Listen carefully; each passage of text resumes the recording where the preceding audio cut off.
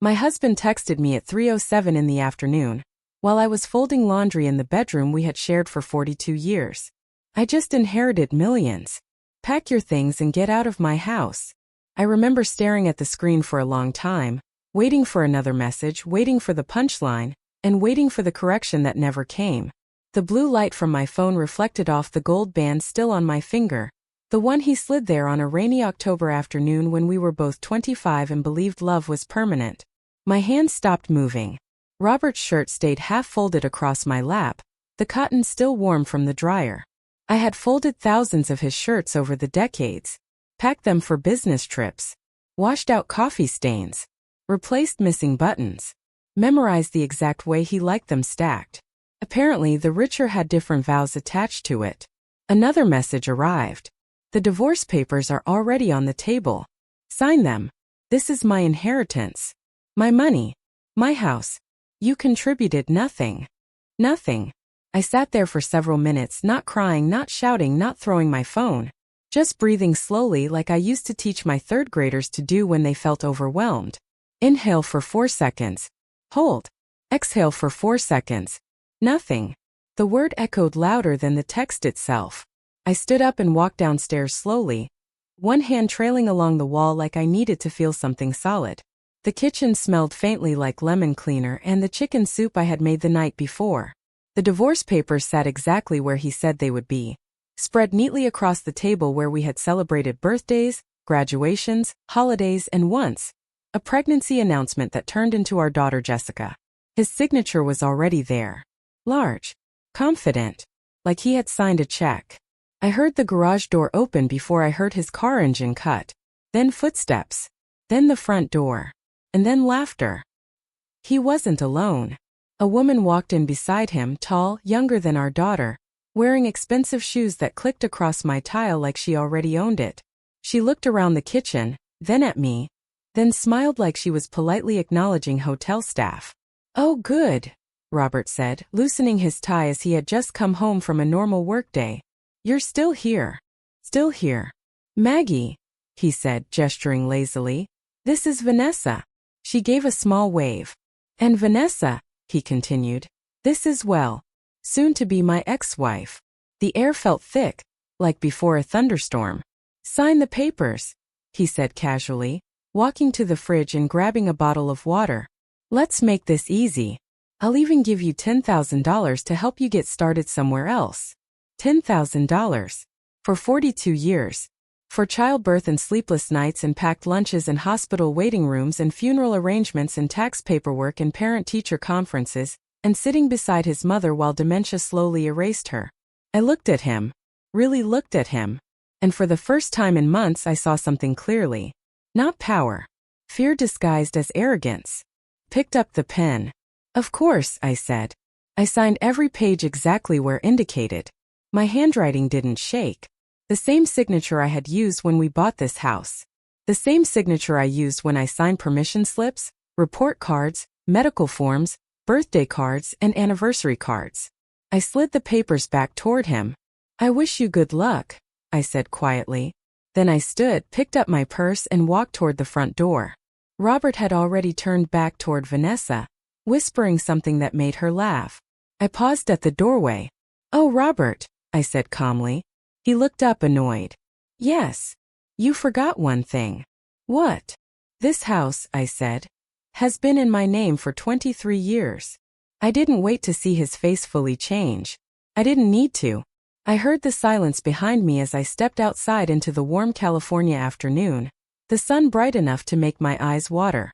I drove without music, without calling anyone. Just the sound of the engine and my own breathing filled the car. Jessica opened the door before I even knocked. "Mom," she said, her face immediately tightening. "What happened?" And for the first time since the text message, my voice cracked. "I think," I said slowly, "my marriage just ended." She pulled me inside and wrapped her arms around me so tightly I could barely breathe. I hadn't realized how cold I felt until I stood in her warm living room. The smell of coffee and laundry detergent, and something baking in the oven wrapping around me like safety.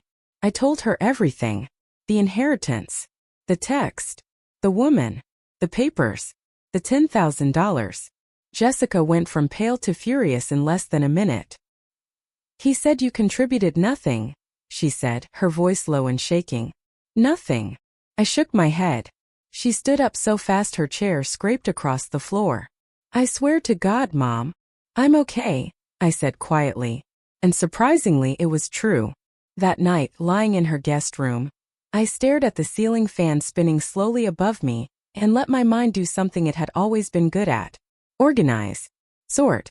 Plan. The house was in my name. That was step one. Our joint accounts, those were more complicated. The inheritance, that would depend on how he handled it. I rolled onto my side and opened my laptop. California family law. Inheritance property rules. Asset commingling. I read until my eyes burned. Fear came in waves. I was 67.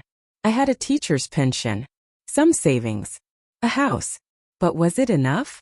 Then I thought about Vanessa's smile. About Robert's words. You contributed nothing. Something inside me hardened into something sharp and steady. By morning I had a list. Lawyer. Financial records.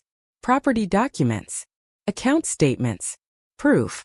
Jessica found me at the kitchen table, surrounded by printed pages and legal notes. Mom, have you slept? I need the best divorce attorney in Sacramento, I said. She nodded slowly. I know someone, she said. And for the first time since the text message, I felt something stronger than fear. I felt ready. Rebecca Torres did not smile when she shook my hand, and oddly, that made me trust her immediately. Her office sat on the 12th floor of a glass building downtown. All sharp edges and quiet confidence. The waiting room smelled like polished wood and expensive coffee. I felt out of place in my simple navy cardigan, clutching a folder full of documents like a life raft. Mrs. Chun, her assistant said, opening the door. Rebecca stood when I walked in. Mid-40s, dark hair streaked with silver. Eyes that looked like they missed nothing. Call me Maggie, I said automatically. She nodded once. Then you call me Rebecca. I told her everything. Not dramatically. Not emotionally. Just facts. The text message. The divorce papers. The house. The inheritance. The woman. Rebecca listened without interrupting, occasionally making small notes. When I finished, she leaned back in her chair and folded her hands. Your husband made several mistakes, she said. My chest tightened. Mistakes? Yes. She tapped her pen against the desk. And if you're willing to be patient and methodical, we can use every one of them. For the first time since I walked into that building, I let myself breathe fully. She explained everything slowly, like I used to explain math problems to struggling students. If he deposited inheritance money into joint accounts, commingling. If he spent marital funds on another woman, asset waste. If he moved someone into a property solely in my name, legal exposure. If he failed to disclose assets fully, court penalties. Men like your husband, she said calmly, often think money makes them smarter. It usually makes them careless. I nodded. I want to proceed, I said. Good, she replied. Then we move fast. Within 48 hours, Rebecca filed a formal response to the divorce petition and submitted financial disclosure demands. Every account, every asset, every transfer is connected to the inheritance. He has 30 days, she said. But he'll probably lie. What happens if he does? Her expression didn't change. Then we catch him. At Rebecca's recommendation, I hired a private investigator. Marcus Webb looked nothing like I expected. No trench coat. No dramatic voice. Just a calm, middle-aged man in a button-down shirt who spoke like he was discussing grocery lists. I focus on financial behavior and patterns, he told me. People reveal themselves through money. He was right. 2 weeks later, I sat across from him while he opened a folder. They're not being subtle, he said. Photos slid across the desk. Robert and Vanessa are leaving restaurants. Robert is holding shopping bags. Robert opens a car door for her. Robert laughed the way he used to laugh with me. It hurt. More than I expected. But I forced myself to keep looking. Where's the money coming from? I asked.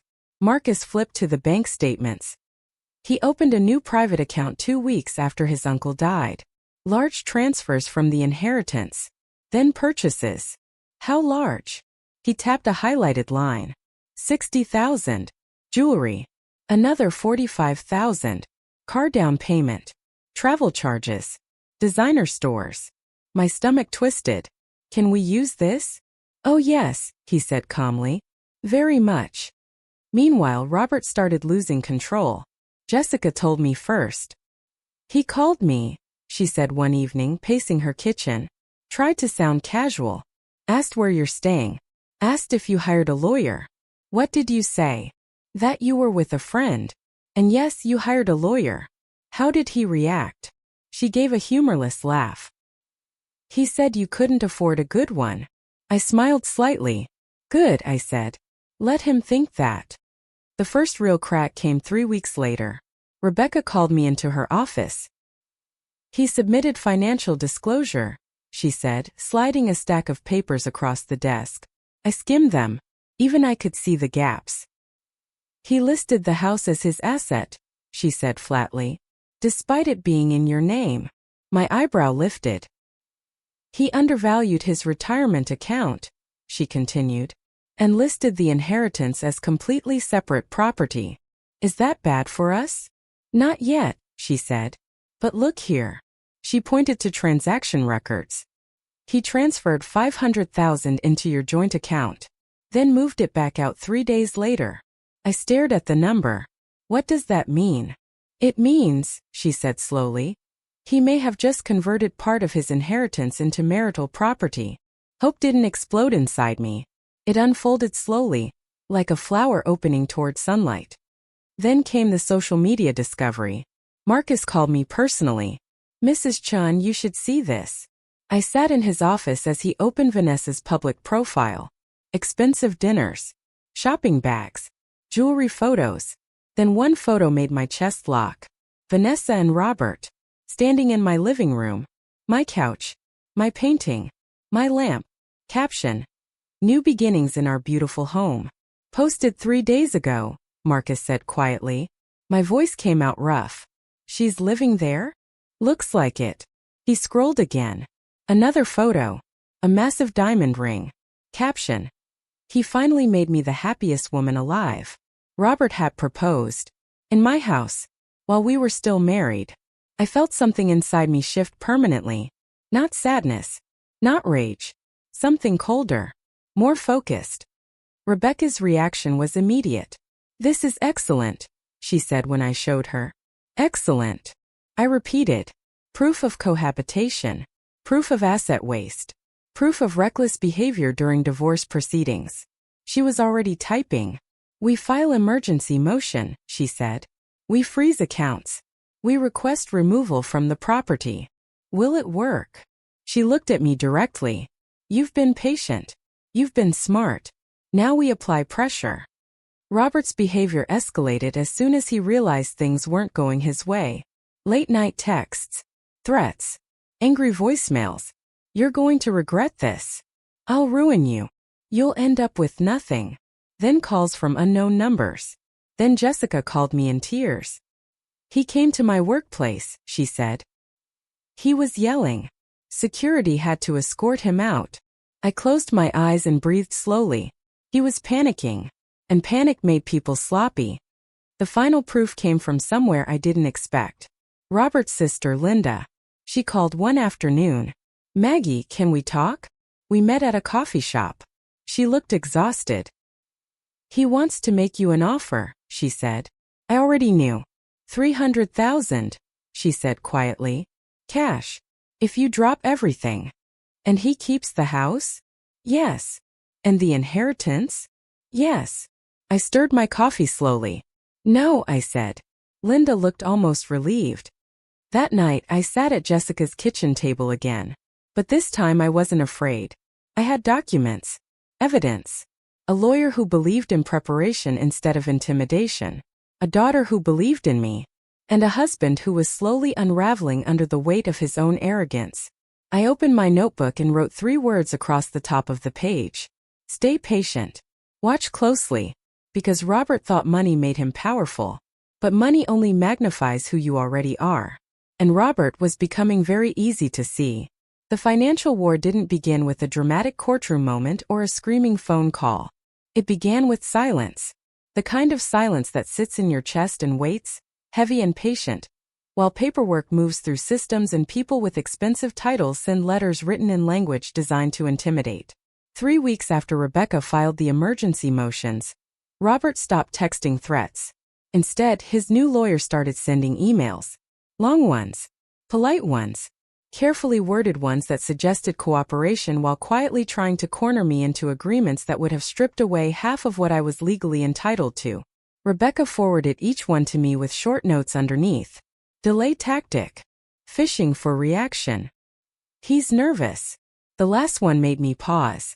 Nervous. Robert had never been nervous a day in his life. Not when he lost jobs. Not when we nearly lost the house in 2008. Not when his mother stopped recognizing him. But now he was. That told me everything. Marcus continued tracking financial activity. Something changed, he told me during our next meeting. He turned his laptop toward me. New transfers. Smaller ones. More frequent. He's moving money around quickly, Marcus said. That usually means one of two things. What? He's trying to hide it. Or he's trying to protect it from you. Can he do that? People try, Marcus said. Courts usually don't like it. He pulled up another set of transactions. My breath caught. What is that? I asked. Crypto exchange transfers, he said calmly. Robert, the man who used to ask me how to reset the Wi-Fi router, was suddenly moving money through cryptocurrency wallets. He's scared, Marcus said again, and scared people made mistakes. The hidden secret revealed itself 2 weeks later, and it didn't come from Marcus. It came from my son. David called me late one evening. Mom, I need to tell you something, he said. His voice sounded like it had when he was 10 and broke a neighbor's window. What is it? I asked gently. Dad asked me to sign something. My stomach tightened. What kind of something? A business document. He said it was just paperwork for a new investment partnership. Did you sign it? No, David said quickly. It felt wrong. And after everything, I wanted to ask you first. I closed my eyes and exhaled slowly. Send it to Rebecca, I said. The document changed everything. Rebecca called me into her office the next morning. Her expression wasn't calm this time. It was sharp. He's attempting to move large portions of his inheritance into a shell investment structure, she said. Is that illegal? Not automatically. But, she slid another page across the desk. He listed your son as a minority partner. I stared at the paper. Why? Because if money moves through a business tied to family members, it can complicate asset tracing, she said. And sometimes people hope the family won't testify against the family. My chest ached. He tried to use our son as a shield, I said quietly. Rebecca nodded. But here's the fatal mistake, she said. She tapped a highlighted clause. He backdated the partnership agreement. I didn't fully understand, but I could hear the gravity in her voice. That's fraud if we can prove it, she said. And judges take that very seriously. For the first time since this began, I saw something almost like excitement in Rebecca's eyes. Robert just turned a divorce case into something much worse. The pressure escalated quickly after that.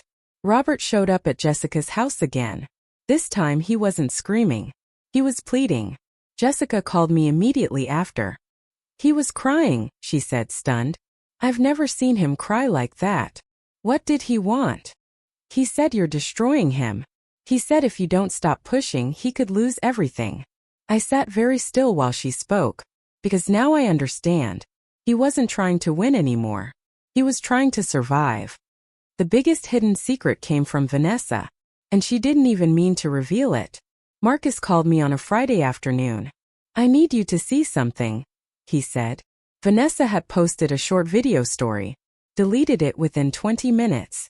But Marcus had already captured it. It showed her sitting in a luxury apartment lobby. Not our house. Not Robert's condo. A high-rise downtown. Caption overlay. Finally investing smart. Future secured. Marcus ran property searches. The apartment wasn't rented. It was purchased. All cash. 3 weeks earlier. Under a newly formed LLC. Guess who signed as managing member? Robert. Guess whose inheritance funds were used? Robert. Guess what date the LLC formation paperwork listed? 2 months before the inheritance was even officially released to him. Backdating again. Layered financial misrepresentation. My hand shook slightly as Marcus explained it. He's trying to make it look like long-term investment planning, Marcus said. But the timeline doesn't match reality. That's bad for him. It's catastrophic if proven. Rebecca nearly smiled when she saw the documents. We subpoena everything, she said immediately. Bank logs, transfer timestamps, corporate filings, metadata. How bad is this for him? I asked. She looked directly at me.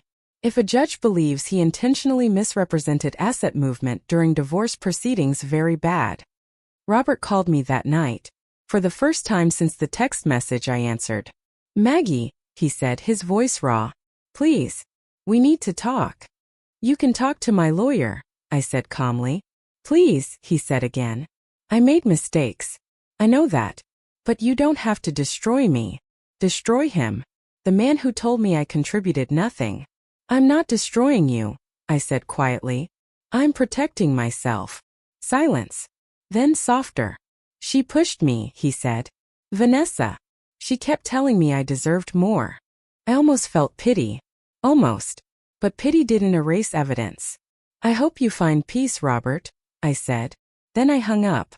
The fatal mistake was finalized 2 weeks later. Robert submitted updated financial disclosures and tried to correct prior statements. But the corrections didn't match the subpoenaed bank data. Dates didn't line up. Transfer amounts didn't match. Accounts appeared that he had never disclosed. Rebecca placed the stacks of paperwork side by side. Judges hate two things, she said calmly. Lying under oath and thinking they're too stupid to notice. By the time the final hearing date was set, I wasn't afraid anymore. I wasn't angry either. I felt steady. Robert had built his own collapse piece by piece. And all I had done was refuse to look away. One night, sitting in my small apartment, I realized something unexpected. I didn't want revenge. I wanted acknowledgement. Acknowledgement that 42 years of my life had value. That I had built something real. That I wasn't disposable. And for the first time I believed I was going to get it. The morning of the final hearing felt strangely ordinary. The sky was clear. Traffic moved like it always did. People carried coffee and checked their phones and lived their lives, completely unaware that mine was about to change permanently inside a beige courtroom on the 4th floor of the county courthouse. Jessica drove me. She insisted. You shouldn't be alone today, she said quietly. I didn't argue. I wore the navy suit I used to wear to parent-teacher conferences, the one that made me feel structured, composed, capable. My hair was pulled back neatly. Minimal makeup. The same pearl earrings Robert gave me on our 20th anniversary. Not because I missed him. Because they reminded me of who I was before all of this. Rebecca met us outside the courthouse doors, briefcase in hand, expression focused. Ready? She asked. Yes, I said. And I meant it. The courtroom was already half full when we walked in. Robert sat at the front table with his new attorney, older, sharper, expensive. The kind of man who built careers protecting wealthy clients from consequences. Vanessa sat in the second row behind him, dressed carefully conservative manner, like she was trying to look harmless. Her eyes flicked toward me once, then away quickly. Robert didn't look at me at all. Not when I sat. Not when the judge walked in. Not when the hearing began. Judge Morrison wasted no time. I've reviewed preliminary filings, she said, adjusting her glasses. Today we will finalize asset classification, disclosure compliance, and conduct an evaluation. Her voice was calm, but firm in a way that made the room feel smaller. Rebecca stood first. She walked the court through everything slowly, methodically. Timeline of inheritance. Joint account deposit. Transfer back out. Crypto transfers. Undisclosed accounts. The Shell LLC. The luxury apartment purchase. The attempted partnership document involving David. Every piece lay out like stepping stones leading toward one unavoidable conclusion. Robert shifted in his chair for the first time when Rebecca introduced the backdated partnership document. His attorney objected. Judge Morrison overruled him. "Continue," she said. Rebecca did. Then came the bank subpoenas. Transaction timestamps down to the minute. Proof that disclosure statements had been altered after filing. Proof that Robert attempted to correct statements only after receiving discovery notices. Proof that funds had moved in patterns consistent with concealment. The room was completely silent. Robert's attorney stood for rebuttal. He argued emotional distress, sudden inheritance shock, confusion during asset reorganization, poor record-keeping. Judge Morrison listened. Expression unreadable. Then she asked one question. "Mr. Chun, did you or did you not sign these financial disclosures under penalty of perjury?" Robert stood slowly. "Yes, Your Honor." "Did you review them before signing?" "Yes." "Then explain why these 3 accounts appear here," she said, holding up subpoenaed records. "But not here," she said, tapping his disclosure forms. Robert swallowed. "I must have overlooked them." 3 accounts, she said quietly. No one spoke. Then came Vanessa's unintended role in his collapse. Rebecca introduced the captured video story. Vanessa's voice. Vanessa's location tag. Vanessa is bragging about financial security. Timestamp matched against bank withdrawal. LLC filing timestamp matched against pre-inheritance planning. Vanessa's attorney attempted to object. Judge Morrison didn't even look at him. "Sit down," she said. Vanessa's face went pale. Robert finally turned toward her, panic flashing across his face. For the first time I saw it clearly. He realized she wasn't protecting him. She never was. Then Rebecca did something unexpected. She called me to testify. I walked to the stand slowly, calmly, like walking into a classroom full of students waiting to see if you were nervous. I wasn't. "Mrs. Chun," Rebecca said gently, "did you ever attempt to hide assets from your husband?" "No." "Did you ever ask him to hide assets from you?" "No." "Did you contribute financially to the household during your marriage?" "Yes." "Did you support his education?" "Yes." "Did you manage household finances?" "Yes." "Did you care for his mother during her illness?" "Yes." She paused. "How did it feel when he told you you contributed nothing?" Robert stared at the table. I looked at the judge. "It felt," I said quietly, "like being erased. No theatrics. No tears. Just truth." Rebecca nodded once and sat down. Robert testified next. And that was when everything finally collapsed. Under cross-examination, Rebecca walked him through timeline contradictions. The LLC formation date. The crypto transfer logs. The partnership document involving David. The apartment purchase. "Mr. Chun," she said calmly, "when exactly did you decide to purchase the downtown property?" "Late November," he said. She projected the closing paperwork. Dated early October. "Before the inheritance is finalized.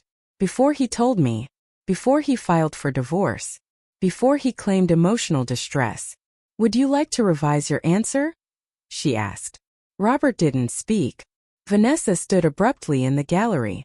"This is ridiculous," she said. "He was protecting our future." The courtroom froze. Judge Morrison turned slowly. "Miss Cooper," she said quietly, "if you speak again you will be removed." Vanessa sat down. But the damage was done. Because now it was public. Affair confirmed. Financial coordination implied. Timeline exposed. Closing arguments lasted less than an hour. Then Judge Morrison recessed. 30 minutes later she returned. The courtroom stood. Then sat. Then held its breath. "I find," she said, "that Mr. Chun engaged in repeated failure to disclose financial assets accurately during divorce proceedings." Robert's attorney closed his eyes. "I further find," she continued, "that Mr. Chun attempted to restructure and obscure inherited assets through shell entities and undisclosed accounts while under active divorce disclosure requirements." Vanessa looked like she might faint. "The inheritance," Judge Morrison said, "is deemed partially commingled and subject to equitable distribution." Robert went completely still. Additionally, funds spent on non-marital relationships during separation are classified as community asset waste. Rebecca wrote something quietly. The marital residence remains the sole property of Mrs. Chun. Relief washed through me slowly. Warm. Steady. Final. Spousal support will be awarded. Attorney fees assigned to Mr. Chun due to conduct findings. Robert's shoulders sagged. Then came the final words. This court strongly condemns the conduct demonstrated here.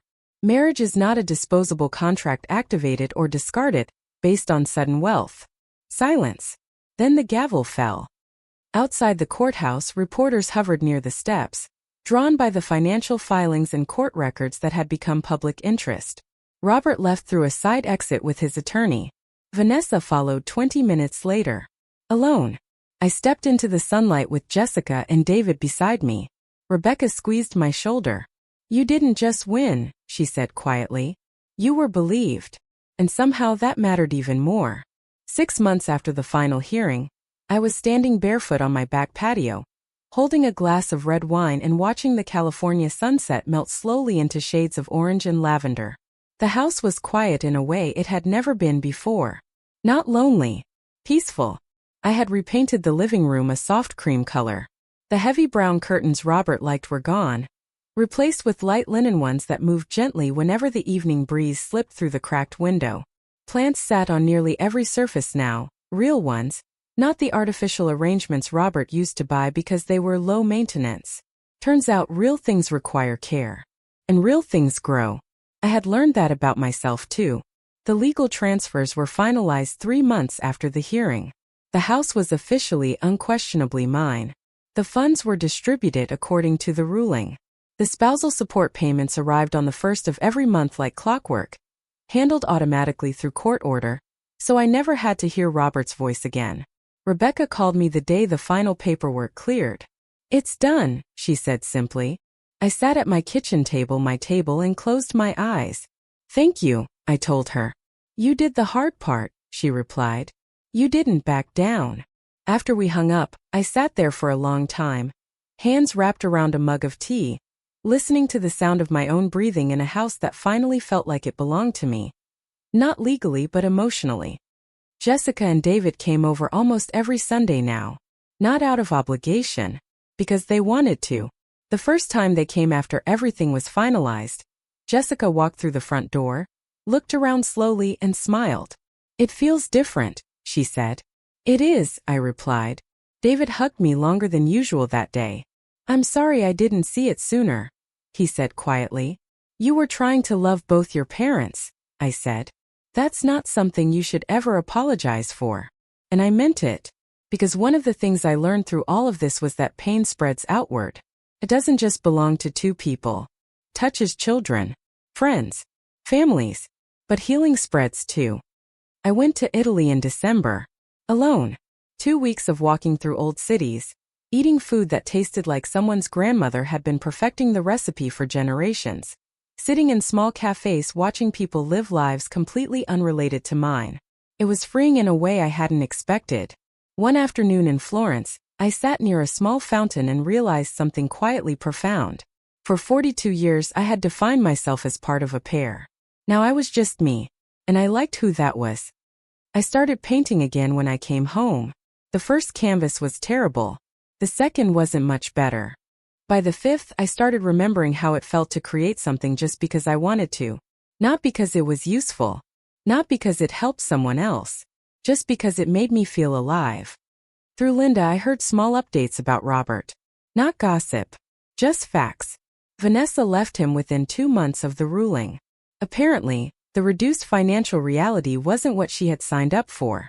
She moved out of the luxury apartment, deleted most of her social media, reappeared briefly months later with vague posts about new beginnings and lessons learned. Robert sold the condo he moved into after the hearing and downsized again. He left his job quietly after the legal findings became known internally. Not fired, but not exactly welcome either.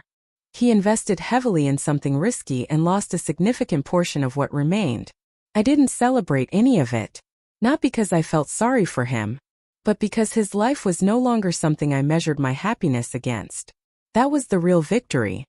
About a year after everything ended, Linda called me. He asks about you sometimes, she said gently. What do you tell him? I asked. That you're doing well. I nodded even though she couldn't see me. That was enough. I started volunteering at the local library twice a week, helping kids pick books, helping older adults learn basic computer skills, listening to stories, sharing small pieces of mine when it felt right. One afternoon, a woman about my age pulled me aside. I heard a little about what you went through, she said quietly. How did you not fall apart? I thought about it for a moment. I almost did, I said honestly. But then I realized something. What? I wasn't losing my life, I said. I was losing a version of it that wasn't built to last. She nodded slowly as she understood. I started dating again eventually. Not dramatically. Not seriously at first. Just coffee with a retired history professor who made me laugh and didn't ask me to be anything other than exactly who I was in that moment. No promises.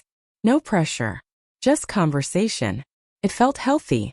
And that was enough. One evening, sitting on the same patio where I now stood with my wine, I thought back to the moment my phone lit up with Robert's message. I just inherited millions. Pack your things and get out of my house. At the time it felt like destruction. Now it felt like a door opening. Because that text message didn't take my life away. It forced me to reclaim it. For too many years I made myself smaller to keep the peace. Quieter to avoid conflict. More convenient to maintain stability. And I called that love. Robert thought money would buy him freedom. Instead, it bought him isolation. Because freedom isn't about what you can afford to lose. It's about what you refuse to lose. Your dignity, your self-respect, your sense of worth. If you had asked me 5 years ago who I was, I would have said, wife, mother, teacher, grandmother. Now I would add something new. Survivor. Not a disaster. Not of tragedy. Of awakening. If there's one thing I learned, it's this. It is never too late to choose yourself. Not selfishly. Not cruelly. But honestly. Because the people who truly love you don't disappear when you stop making yourself smaller. And the people who do disappear were never really standing beside you in the first place. If you were in my place, what would you have done? Would you have taken the settlement and walked away quietly? Or would you have fought for what you helped build? I don't judge either answer. But I know which one let me sleep peacefully in a home that finally completely feels like mine. And tonight, as the sun disappears beyond the horizon and the first evening stars appear, I raise my glass not to revenge, but to freedom. And to the quiet, powerful moment when you realize you were stronger than they ever believed you were.